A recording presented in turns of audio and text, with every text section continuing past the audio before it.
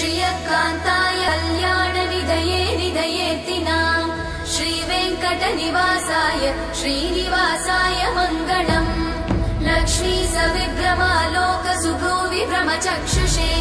चक्षुषे सर्वलोकानां वेङ्कटेशाय मङ्गलम् श्रीवेङ्कटाद्रिशृङ्गाग्रमङ्गलाभरणाग्रये मङ्गलानां निवासाय श्रीनिवासाय मङ्गलम् सर्वावयव सौन्दर्य सम्पदा सर्वचेतसां